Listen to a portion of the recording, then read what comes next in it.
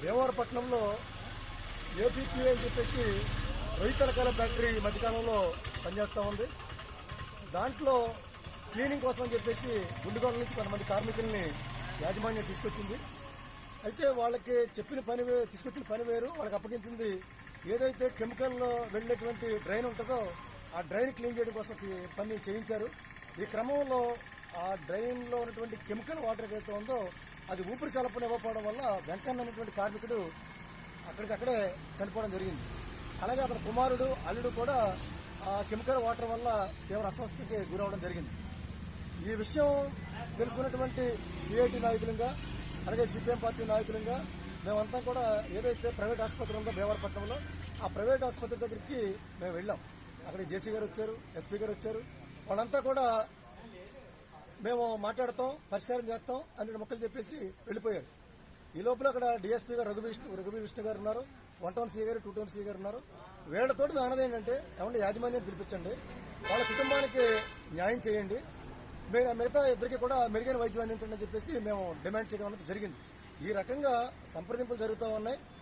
అక్కడ పరిష్కారం కాగానే వాళ్ళు డెడ్ బాడీని పోస్ట్మార్టం నిమిత్తం తీసుకెళ్లే ప్రయత్నం చేస్తుంటే మీరు డెడ్ బాడీని తీసుకెళ్తారు ఎందుకు, ముందు వాళ్ళకి న్యాయం చేయండి, వాళ్ళకి పరిష్కారం చేయండి, మెరుగైన వైద్యం అందించండి అని చెప్పేసి ఇలాగా మేము మాట్లాడుతున్న క్రమంలో డిఎస్పీ గారి యొక్క ఆదేశాలతోటి 1 సీఏ 2 సీఏ విచక్షణారహితంగా మా అందరినీ కూడా రాజా రామ్మోహన్ రావు గారిని సిఐటి రాష్ట్ర ఉపాధ్యక్షులు, అలాగే సిఐటి జనరల్ సెక్రటరీ వాసుదేవరావు గారు, అలాగే నన్ను, అలాగే మల్లిపూడి ఆంజనేయులు సిఐటి జిల్లా నాయకులు మా అందరినీ కూడా ఈడ్చుకుంటూ వ్యాన్లోకి ఎక్కించి ఇటు 1 టౌన్ 2 టౌన్ కూడా తీసుకురావడం జరిగింది. ఇటు భీమవరం చరిత్రలో కానీ మా పరిస్థితులు ఎప్పుడు కూడా కార్మికులు ఎవరైనా ప్రమాదంలో చనిపోతే అక్కడ నాయకులంగా చర్చల కోసం వెళ్ళినప్పుడు ఈ రకంగా విచక్షణారహితంగా ఈడ్చుకుంటూ లాక్కెళ్తూ అరెస్ట్ చేసే సందర్భం లేదు.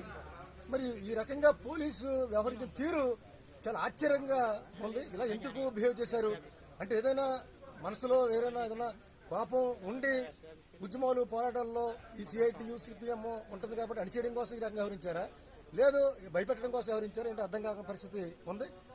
ఇవాళ మేనేజ్మెంట్ని పిలిపించి డబ్బులు ఇప్పించమంటే మేనేజ్మెంట్ని భయపెట్టాల్సింది పోయి మేనేజ్మెంట్ని అసలు లైసెన్స్ ఉందా లేదా, లేకపోతే మీరు ఏ రకంగా పనిచేయించి అడగాల్సింది పోయి బాధితుల తరపు వెళ్తే మమ్మల్ని ఈ రకంగా చేయడం అన్నది ఏమాత్రం కూడా సరైన విషయం కాదు. పోలీస్ చర్యను మేము తీవ్రంగా ఖండిస్తా ఉన్నాం. ఎవరైతే చనిపోయిన వెంకన్నకు కానీ ఆ మిగతా ఇద్దరు కార్మికులకు కానీ వాళ్ళకి న్యాయం జరిగే వరకు మేము పోరాటం కొనసాగిస్తామని సందర్భంగా తెలియజేస్తాం.